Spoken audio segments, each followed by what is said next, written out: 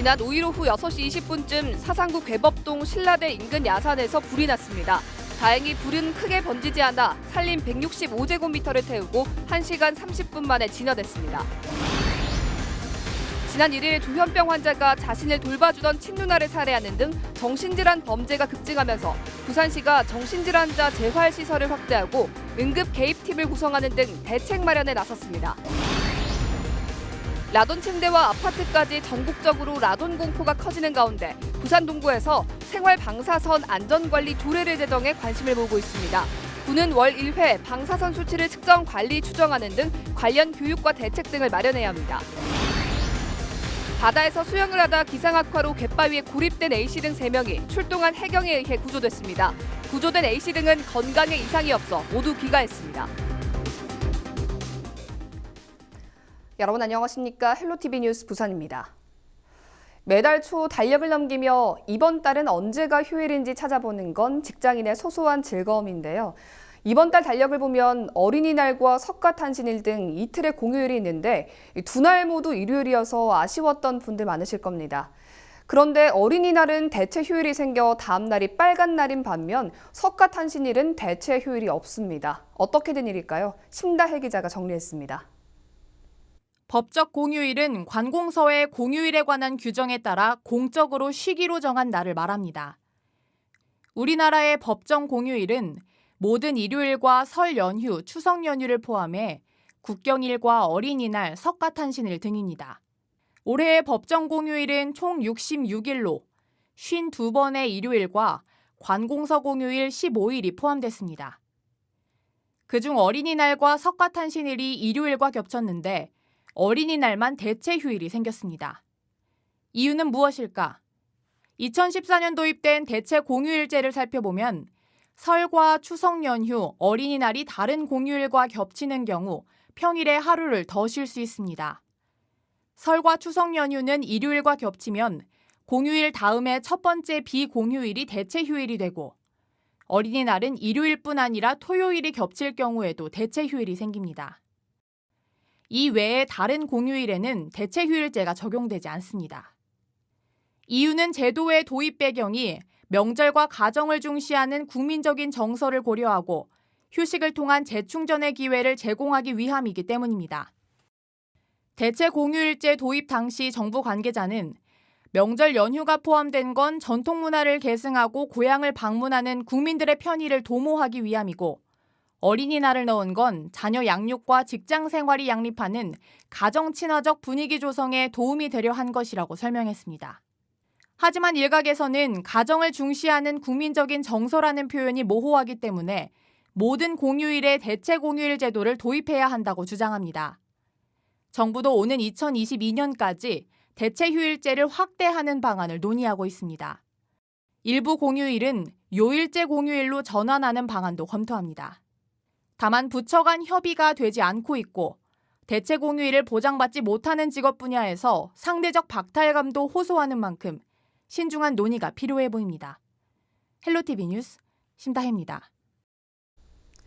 지난 5일은 어린이날이었죠. 앞으로 이 사회를 이끌어갈 아이들을 위해 우리가 할 일은 무엇인가 고민해보는 시간이 됐을 텐데요. 우리나라 출산율은 여전히 하락하고 있는 추세입니다. 지난해 처음으로 1명 밑으로 떨어졌는데요. 전현미 기자가 자세히 전해드립니다. 지난해 태어난 신생아는 32만 6,900명, 전년도인 2017년에 비해 3만 900명, 8.6%가 감소했습니다. 우리나라 여성 1명이 평생 낳을 것으로 예상되는 평균 출생아 수는 지난해 기준 0.98명입니다. 처음으로 1명 밑으로 떨어졌는데 OECD 국가 중 최저 수치입니다. 2017년에는 1.05명이었는데 0.07명 감소했습니다. 지역별 합계 출산율을 보면 서울이 0.76명으로 가장 낮습니다. 경기는 1명, 인천은 1.01명인데 전국 평균인 0.98명보다는 약간 높지만 순위로 보면 중하위입니다. 연령대별 출산율도 살펴보겠습니다. 30대 초반이 91명으로 가장 높았고 30대 후반이 46명, 20대 후반이 41명 순인데요. 20대 후반 출산율이 처음으로 30대 후반 출산율보다 낮아졌습니다. 20대 후반의 출산율은 2017년과 비교해 6.9명이 줄었는데요. 14%가 감소한 셈입니다. 이렇게 출산 연령은 갈수록 높아지고 있습니다. 지난해 평균 출산 연령은 32.8세로 2017년보다 0.2세 높아졌습니다. 만 35세 이상인 산모도 31.8%로 전년보다 2.7% 늘었습니다. 이 상황이 지속되면 총 인구가 감소하는 시점이 당초 예상했던 2028년보다도 앞당겨질 것으로 예상되는데요. 우리나라 인구를 현 상태로 유지하려면 합계 출산율이 2.1명은 돼야 한다고 합니다. 지난 2006년부터 13년 동안 정부가 출산 장려 정책에 투입한 예산은 153조 원에 달한 것으로 알려졌는데요. 하지만 출산율은 계속해서 하락하고 있는 상황. 현 정책을 다시 한번 고민해 볼 필요가 있어 보입니다. 헬로티비 뉴스 전현미입니다. 자신을 돌봐오던 친누나를 살해한 50대 조현병 환자가 경찰에 붙잡혔습니다. 그런가 하면 은행이나 관공서 등에서 비상 상황 발생을 대비해 보관 중인 가스통탄을 재활용한 일당이 덜미를 잡혔습니다. 김한식 기자가 영상으로 정리했습니다.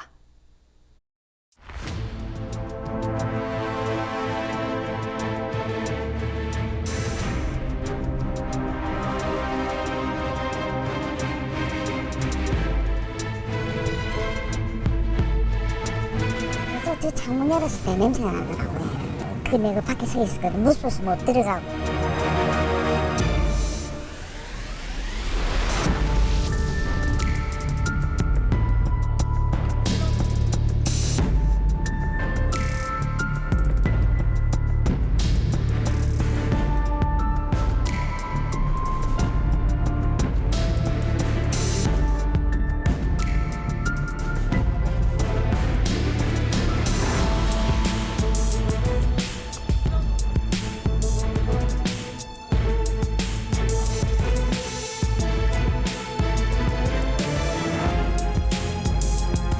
건강보호센터 직원이 이제 열려진 문으로 피의자에게 누나는 어디 있느냐라고 얘기를 하니까 안에 자고 있다.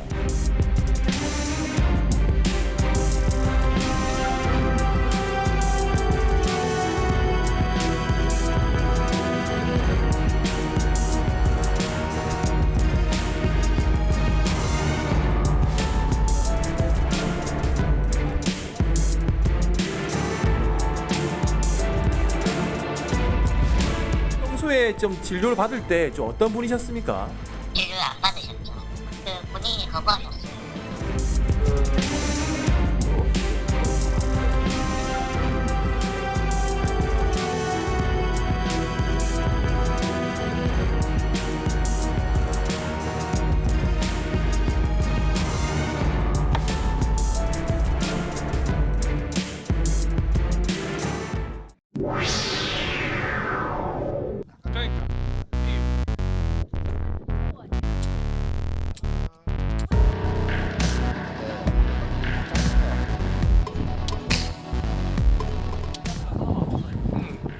화약만 있고 납니까?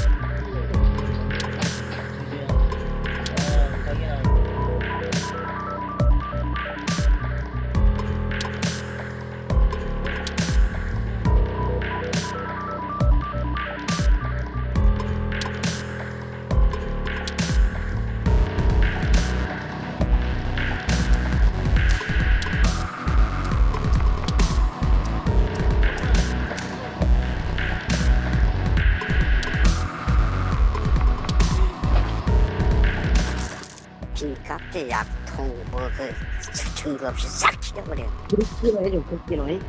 극비로.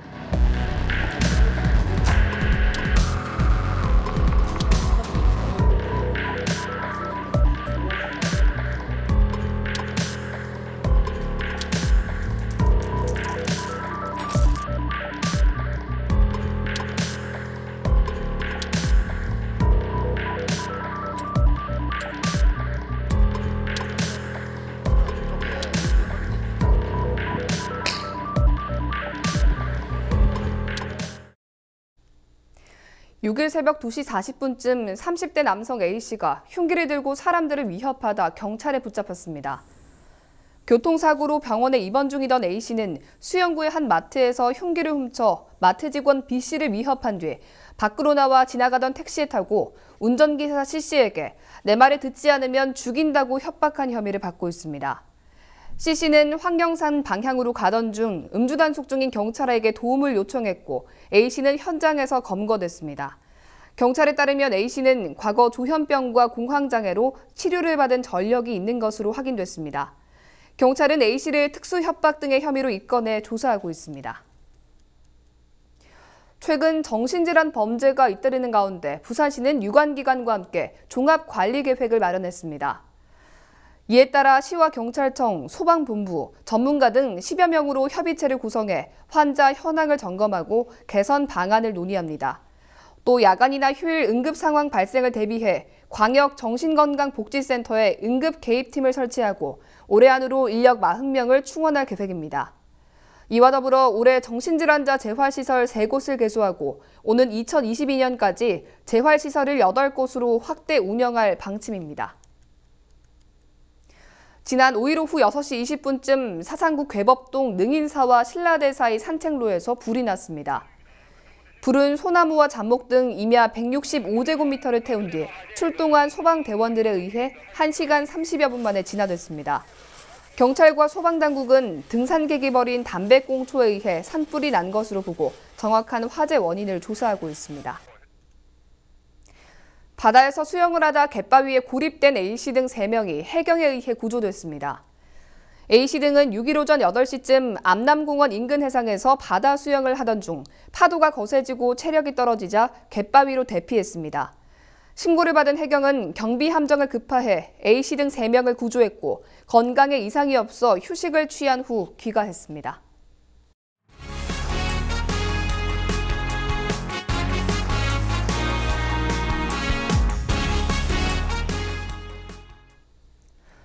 지역 문화예술의 요람이었던 강서예술촌이 20여 년 만에 사라지게 됐습니다. 하반기부터 에코델타시티 사업지로 편입돼 입주 작가들도 떠나고 있지만 대체 부지 마련은 요원한 실정입니다. 박재한 기자입니다. 지난 2001년 문을 연 강서예술촌입니다. 폐교였던 중앙초등학교 신노전분교를 작업실과 전시실, 조각공원 등으로 꾸몄습니다. 조각과 도예, 서예 등 7개 분야에 20여 명의 지역 작가들이 입주했습니다. 하지만 더 이상 이곳에서 작품 활동을 보긴 어렵게 됐습니다. 오는 5월 말까지 에코델타 시티에 자리를 내줘야 하기 때문입니다. 지난해 강서예술촌 머리맡에 자리 잡은 에코델타 시티 전망대가 이 지역의 현 상황을 말해주고 있습니다. 예술촌의 시계는 2년 전 멈췄습니다. 작가들은 뿔뿔이 흩어졌고 공방에는 아직 옮기지 못한 짐과 먼지만 가득 쌓여 있습니다. 강서구 사람들의 문화의 공간이고 뭐 지역의 문화예술 발전을 위해서 우리가 한 20년 동안 진짜 뭐 학생들이고 여기 사시는 분들이고 뭐 강서구청 군민들도 뭐 많이 와서 왕림하셔갖고 많이 즐기고 행사도 1년에 한 10번씩 하고 이래가 참 이게 좋은 장소였었는데 이렇게 없어지다 보니까 뭐 안타까울 뿐이고. 대체 부지를 구하지 못하면서 예술촌은 사실상 폐촌 수준을 밟게 됐습니다. 부산시 무형문화재 제20호 목조각장으로 지정된 청원 스님의 작업실도 강동동으로 옮겨갈 예정입니다.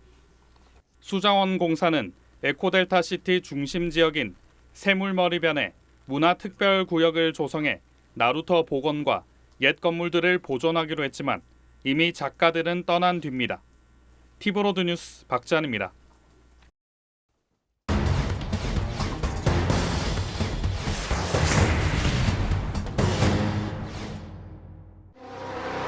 라돈 침대에 라돈 아파트까지 라돈 공포가 전국을 강타했습니다. 여성용품과 주방용 도마, 베개 등 각종 생활용품에서도 기준치 이상의 방사선이 잇따라 검출되고 있는 상황. 위험성을 눈으로 확인할 수 없기 때문에 방사선 노출에 대한 시민들의 불안과 공포는 더욱 클 수밖에 없는데요. 이 동구에서는 기초자치단체 차원에서는 처음으로 이 방사선 피해를 관리할 수 있는 조례가 제정됐습니다. 이번 시간 조례 돋보기에서 자세히 살펴봅니다. 생활주변 방사선 조례는 생활주변 안전관리법 2조 1항에 따른 방사선 피해를 예방하고 관리할 수 있도록 하기 위해 제정됐습니다. 원료물질이나 재활용 고철, 가공제품 등에서 방출되는 생활주변 방사선의 피해를 보는 사람들이 많습니다. 피해를 방지하기 위해서 그리고 방사선 저감 대책 수립을 통해서 국민들에게 그 한층 더 나은 쾌적한 환경을 조성하기 위해서 조례에서는 생활 방사선에 대한 현장 탐사 계획을 수립하고 방사선에 대한 교육을 진행하는 것을 구청장의 책무로 명시하고 있습니다. 방사선의 경우 별도로 수치를 측정하지 않으면 위험성을 알 수 없다는 것이 가장 큰 문제. 조례에서 가장 주목할 만한 부분은 지자체가 의무적으로 월 1회 방사선 현장 탐사를 해 방사선 수치를 기록하고 관리하도록 한 것입니다. 이를 통해 안전 수치가 비정상적일 경우 빠르게 문제를 파악할 수 있고 사후 조치도 이뤄질 수 있습니다. 현장 탐사를 1회 실시하고 필요시 전문기관에 의뢰하는 사항과 조례에서는 또 방사선에 대한 비상 대응 능력을 기르기 위해 지자체가 교육과 홍보 활동을 진행하도록 했습니다. 공무원이나 유관기관의 방사능 방제 대응 요원은 물론이고 지역 내 학교의 학생과 안전보건 담당 교사를 비롯한 구민 전체가 교육 대상에 포함됩니다. 라돈 침대 사태 이후 지자체별로 방사선 측정 장비를 무료로 대여해주는 등의 사업이 추진되기도 했습니다.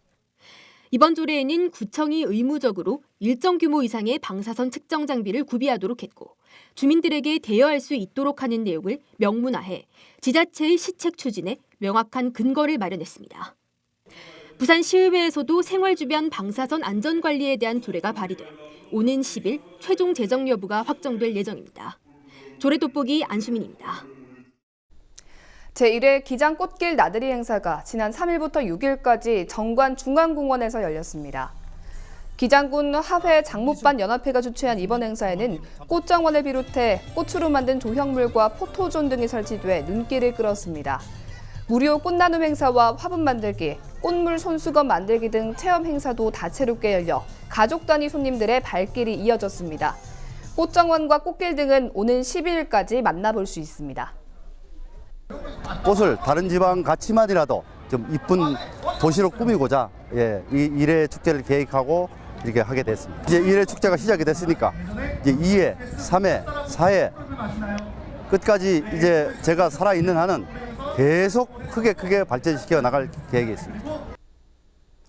해운대구 좌동 해영사 낙성식이 6일 열렸습니다. 해영사는 삼광사, 광명사, 용평사 등에 이어 부산에서 문을 연 5번째 천태종 사찰입니다. 해영사는 불교 신자들을 위한 수행 공간의 역할에 더해 외국인을 대상으로 한 템플스테이와 불교 문화체험 프로그램 등을 운영함으로써 지역의 문화 관광 명소로 자리매김해 나가겠다는 계획을 밝혔습니다. 수행자들은 24시간 사찰이 개방된 상태에서 주경야선 내지는 생활선을 실천할 거고 또 문화 공간으로서 활용을 해가지고 지역민들에게 전통 문화, 불교 문화를 이제 좀 다가가서 전파하는 그런 계기로 삼을 겁니다. 롯데자이언츠가 우수 제휴사들과 연계해 저소득 가정 어린이를 위한 나눔 활동을 펼쳤습니다. 자이언츠는 지난 3일 열린 홈 경기에 앞서 가정 형편이 어려운 중고등학생에게 온라인 교육 평생 수강권 133매를 전달했습니다. 또 5일 어린이날에는 가구업체와 함께 청소년 책상 20세트를 지원했습니다.